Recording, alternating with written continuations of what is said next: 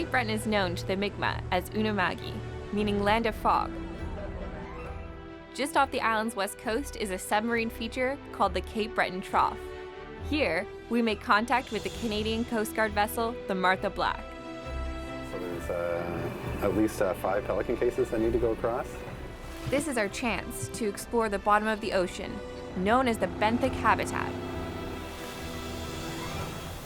But the Gulf has an average depth of 150 meters, so we need some help from a special piece of equipment.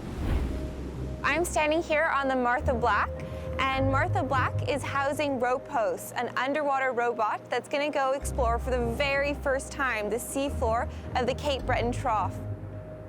We're hoping to explore those lesser-known habitats, those places where other species live, and really to see for the first time what it's like to be down there and who lives there, and whether there's any species that we place particular importance on and that we're trying to protect or recover because they've been depleted in the past.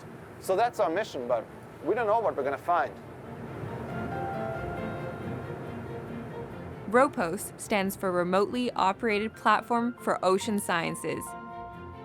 It's engineered specifically to be pushed to the limits of deep sea exploration.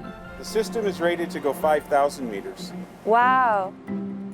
We call this the business end, all our lights and our cameras, and this is where we do all our work out front here with our arms. Go ahead and stow. This camera is on an extend and retract and pan and tilt. The video image gets converted to an optical fiber, and that optical fiber runs straight from right here all the way up into our control van. So inside that yellow cable, we have one fiber for our HD cameras, and we have 2 fibers that run our telemetry system, which controls everything. These fiber optic signals travel at roughly 200,000 kilometers per hour. So fast you can see what's happening in real time. The lighting is important. We've got lights that are a lower color temp and a higher color temp. So some of them travel farther in the water, and then other ones give a nice warm light to the image and a more color accurate balance to the image. But ROPOS isn't just sending back images. It can bring back physical samples too. Those are the suction samples. So we have an underwater vacuum. That's what this is. Those are all places where we can put our samples. We're taking sediments here for a scientist that's analyzing sedimentation around sea pens and all that. Yeah.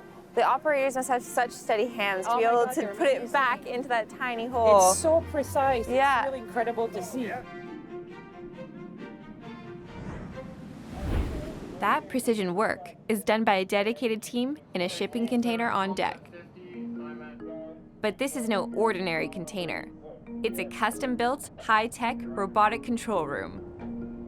So it is like flying an airplane or a spaceship. We call it piloting or flying the ROV. Yeah. This will make it go down, and then this will control the horizontal movements. Okay. This matches the different joints on the physical arm on the sub. So when you move this left and right, that moves the wrist on the arm left and right.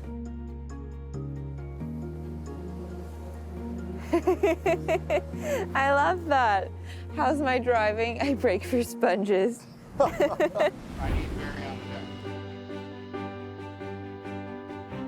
Before ROVs like ROPOS, the only way to gather data about the ocean floor was by dragging the bottom with fishing trawlers.